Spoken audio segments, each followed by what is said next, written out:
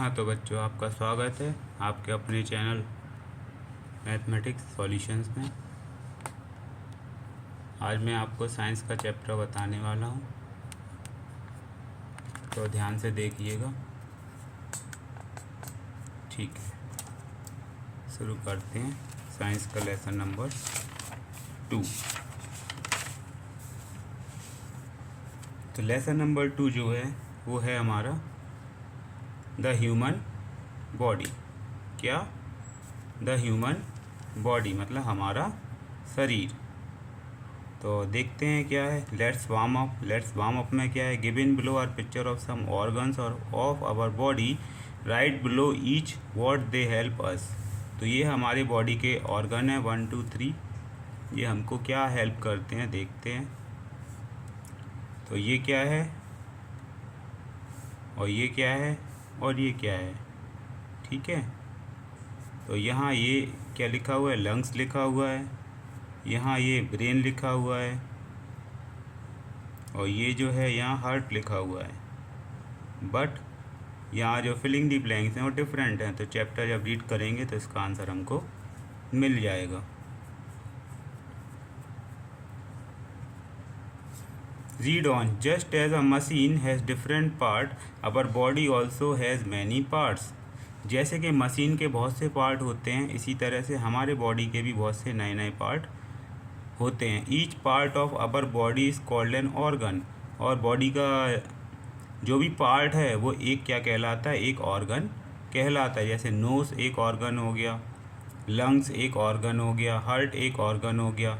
Each organ does a specific function. तो सारे के सारे ऑर्गन क्या करते हैं बच्चों, एक स्पेशल वर्क करते हैं, एक स्पेशल फंक्शन करते हैं।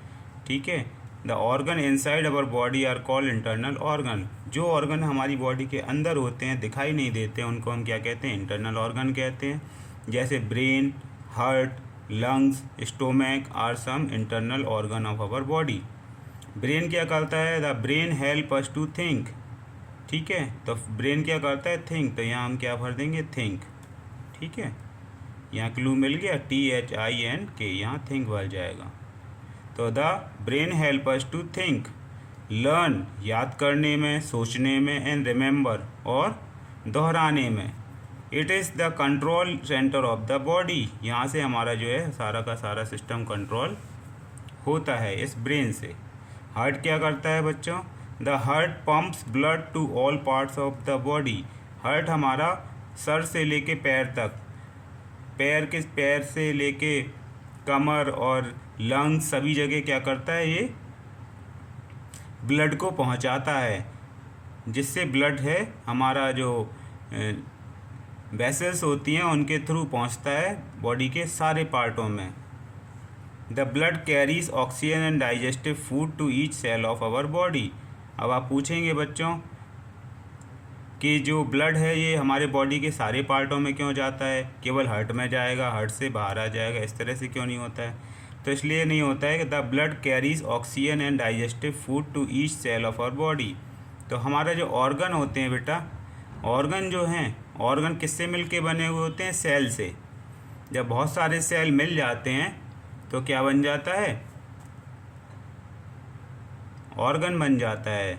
ठीक है, जैसे आप जब लड्डू बनाते हैं तो लड्डू में बहुत सारी बूंदी जब इकट्ठी हो जाती है तो एक लड्डू बन जाता है। या लाई का लड्डू बनाते हैं, बहुत सारी लाई जब इकट्ठी होकर एक गोल लड्डू बन जाता है तो उसको एक ऑर्गन मान लेते हैं हम। तो एक लाई हो गई या एक जो तिली हो गई, वो हम एक सेल मान लेते हैं। तो सेल बहुत छोटे छोटे होते हैं। तो सेल, काफ़ी सेल मिलके एक पार्ट हमारा बनाते हैं बॉडी का, और बॉडी के पार्ट मिलके हम हमारी पूरी क्या करते हैं, पूरी बॉडी बनाते हैं। Organ, cells make a organ and organ makes a body. तो ब्लड क्या करता है, उसके अंदर ऑक्सीजन होता है जो हम ब्रीथ करते हैं,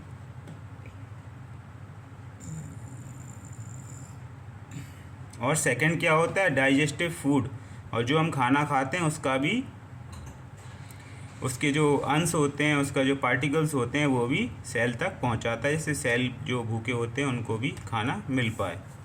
लंग्स क्या करते हैं, there is a pair of lungs in our body. हमारी बॉडी में लंग्स होते हैं, ये फेफड़े, they help us to breathe, ये हमको सांस लेने में हेल्प करते हैं, ठीक है। जो स्मोकिंग करते हैं उनके फेफड़े क्या हो जाते हैं, ब्लैक हो जाते हैं ये, ठीक।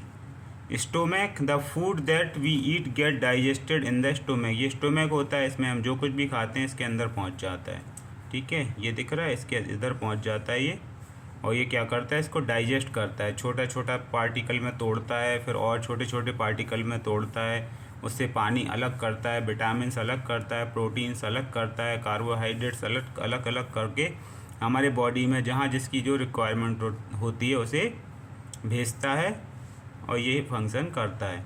मैडम क्या कह रही हैं, try it yourself, draw arrow from the pictures of the internal organ to the part of the body where they are located in the body. तो ये हम इधर से एरो बनाएंगे, जैसे लंग्स है तो लंग्स कहाँ आएगा, यहाँ आएगा, ब्रेन इसका यहाँ पर आ जाएगा, हार्ट कहाँ आएगा, यहाँ आएगा, और ये जो स्टोमैक है वो इधर पर आएगा, ठीक है। तो इसके एरो डायग्राम से आप बनाइएगा। आगे बढ़ते हैं, आगे है what is our body made up of, हमारी बॉडी किससे मिलकर बनी हुई है।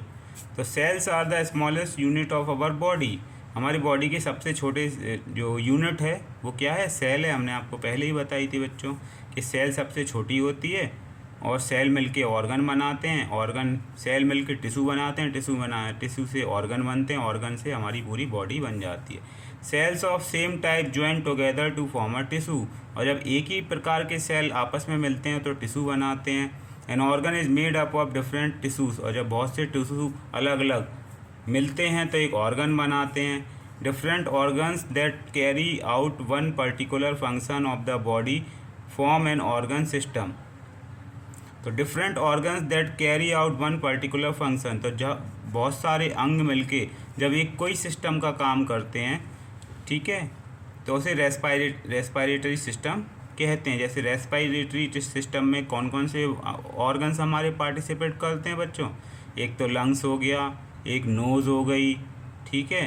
तो नोज़, लंग्स और ये पाइप है, ये पाइप भी काम करता है, विंड पाइप। तो ये सारे के सारे ऑर्गन मिलके केवल रेस्पायरेटरी सिस्टम, सांस लेने हमारा ब्रीदिंग में हेल्प करते हैं।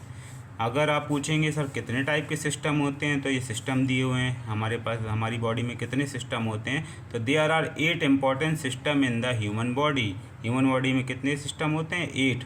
Each system has its own function, हर सिस्टम अपना अपना काम करता है, स्पेशल काम करता है। पहला होता है डाइजेस्टिव सिस्टम, ये खाना को पचाता है। रेस्पायरेटरी सिस्टम, ये सांस लेने में काम आता है। स्केलेटल सिस्टम, ये हमारे में सारी जितनी भी हड्डियाँ हैं उन सब का एक स्केलेटन होता है। मस्कुलर सिस्टम, जो हमारे हड्डियों के ऊपर मसल चढ़ी हुई होती है उसे मस्कुलर सिस्टम कहते हैं। नर्वस सिस्टम, ये हमारे माइंड में होता है। सेरिबेलम, जो माइंड है हमारा, 3 पार्ट में बटा हुआ है। सर्कुलेटरी सिस्टम ये है, अब इसके बारे में देखते हैं, पढ़ते हैं। एक्सीटरी, जो भी हम खाते हैं मतलब इसको वेस्ट को बाहर निकाल देते हैं, ठीक है। रिप्रोडक्टिव सिस्टम जिससे हम अपने ही जैसे दूसरे पैदा करते हैं उसे रिप्रोडक्टिव सिस्टम कहते हैं। In this lesson you will only learn about the respiratory system in detail. तो इसमें जो आपके बताया गया है इसमें केवल दूसरा बताया गया रेस्पायरेटरी सिस्टम, बाकी ये सिस्टम है आप 4th क्लास में जाएंगे, 5th क्लास में जाएंगे तो और इसके बारे में आपको पढ़ने को मिलेगा। तो अभी हम क्या करेंगे बच्चों, रेस्पायरेटरी सिस्टम के बारे में देखते हैं क्या क्या दिया हुआ है। तो पहला पॉइंट है the organs that help us to breathe form our respiratory system. तो जितने भी ऑर्गन हमारे सांस लेने में हेल्प करते हैं, ऑक्सीजन अंदर लेने में, कार्बन डाइऑक्साइड बाहर निकालने में हेल्प करते हैं, उन सभी को हम क्या कहते हैं, रेस्पायरेटरी सिस्टम के ऑर्गन्स कहते हैं। The organs of the respiratory system are knows, wind pipe and lungs. जो मेन ऑर्गन हैं हमारे रेस्पायरेटरी सिस्टम के लंग्स हैं, विंड पाइप है और नोज़ है। ये देखिए आप, ये नोज़ है, यहाँ से हम ऑक्सीजन लेते हैं, लंबी सांस खींचते हैं, और ये जो सांस है ये विंड पाइप के थ्रू कहाँ पहुँचती है, दोनों लंग्स में पहुँच जाती है। The respiratory system, we take in air through our nose. तो नोज से हम हवा लेते हैं, राधे श्री राधे श्री राधे। आगे क्या होता है बच्चों, the air we breathe in it is called inhaled air. तो जो हम हवा अंदर लेते हैं उसे इनहेल एयर कहते हैं और इसको मोस्टली ऑक्सीजन से जाना जाता है। The hair present inside the nose trap the dust particle. तो जब हमारे हवा को हम अंदर लेते हैं तो हमारे नाक में से होते हुए जो भी डस्ट के पार्टिकल भी अंदर पहुंच जाते हैं थोड़े बहुत। तो from the nose air goes to the wind pipe. तो इससे हमारी नोज से होते हुए विंड पाइप से हवा अंदर जाती है। From the wind pipe air goes to the lung, और फिर यहाँ से इस लंग्स में और इस लंग्स में ये हवा चली जाती है। The air which we breathe in is in rich in oxygen. और जो हवा हम अंदर लेते हैं वो उसमें ऑक्सीजन की क्वांटिटी ज़्यादा होती है, ऑक्सीजन का अमाउंट ज़्यादा होता है। Blood absorbs oxygen from the lungs and brings back carbon dioxide from the body cells to the lungs. तो ब्लड एब्जॉर्ब्स ऑक्सीजन, और जो हमारा ब्लड होता है वो ऑक्सीजन को क्या कर लेता है, पी जाता है। फ्रॉम द लंग्स, लंग्स के अंदर जो इसमें हवा आई, हवा में जो ऑक्सीजन आई उसे वो लंग ब्लड पी जाता है।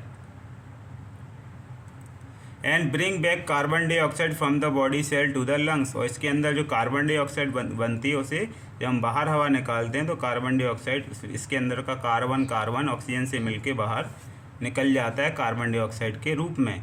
We breathe out the carbon dioxide through our nose. तो नोज से हम इसको बाहर निकाल देते हैं। The air that we breathe out is called exhaled air. तो जो हवा हम बाहर निकाल देते हैं उसे कौन सी हवा कहते हैं, एक्सहेल्ड एयर कहते हैं। ठीक है बच्चों, यहाँ देखते हैं the flow chart show the sequence of oxygen and carbon dioxide flow in the body between inhalation and exhalation. तो इनहेलेशन जब हवा अंदर जाती है तो नोज से लंग्स में पहुंचती है, लंग्स से ब्लड में पहुंचती है, और ब्लड से हार्ट में, और हार्ट से बॉडी के दूसरे पार्टों में पहुंचती है। और जब हम एक्सहेल करते हैं तो बॉडी पार्ट में से जो ब्लड होता है फिर वो हार्ट होता है, हार्ट से फिर लंग में जाती है, और लंग से फिर नोज से वो बाहर निकल जाती है हवा।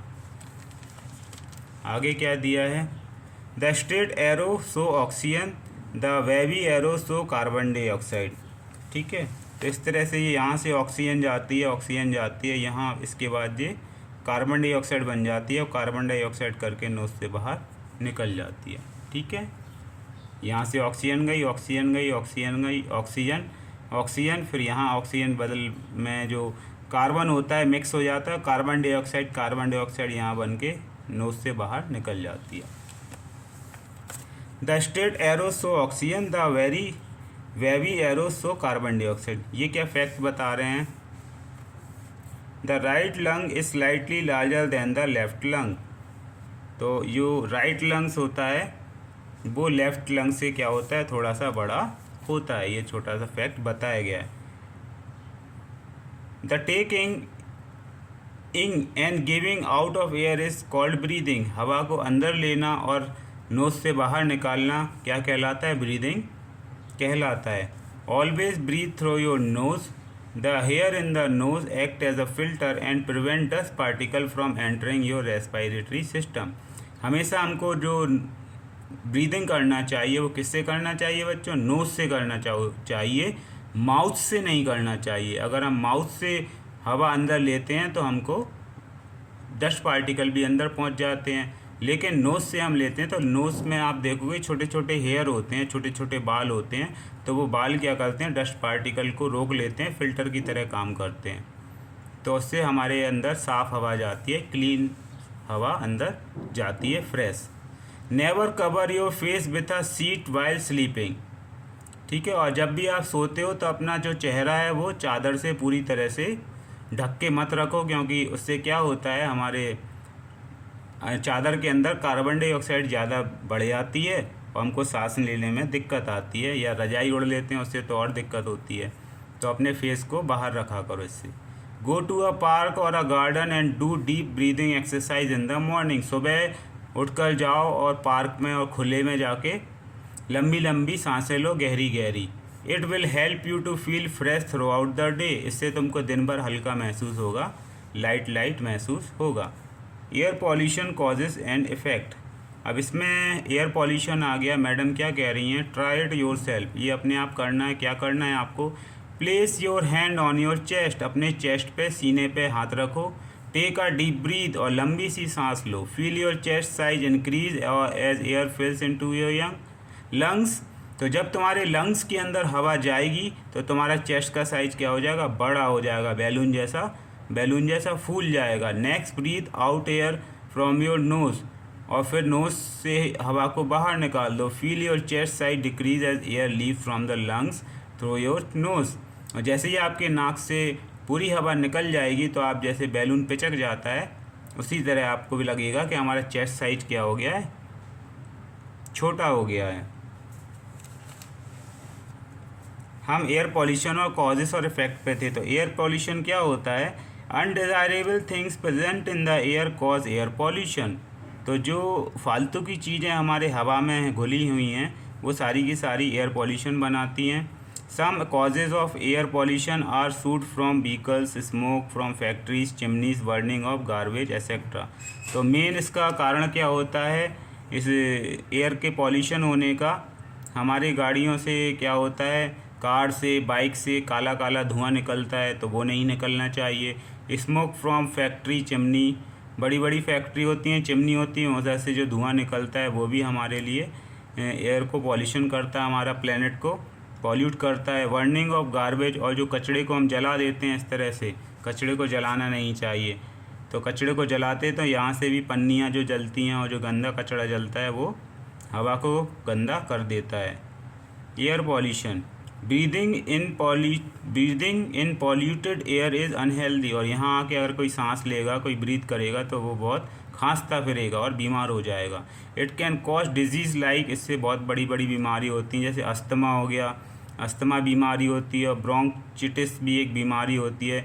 We should make effort to make the air around us fresh and clean. तो हमको ज़्यादा से ज़्यादा प्रयास करना चाहिए कि हमारे चारों ओर की हवा क्या हो, साफ़ सुथरी हो। क्विक रिकॉल कर लेते हैं छोटा सा। Each part of our body is called an organ, it perform a special function. Cells are the smallest unit of our body. Cell of the same types join together to form a tissue. An organ is made up of different tissues. Different organs that carry out a particular functions of the body form an organ system. There are 8 important systems in our body. Each system has its own function. The parts of the human respiratory system are the nose, windpipe, and lungs. Breathing in unclean or polluted air can cause disease like asthma, bronchitis etcetera. तो हमको ख़राब हवा से बचना चाहिए। बाकी exercise है तो इसको बच्चे कर सकते हैं। ठीक है, आज के लिए इतना ही इस क्लास में, फिर दूसरा सब्जेक्ट लेके आएंगे। बाय बाय, राधे राधे, जय श्री राधे।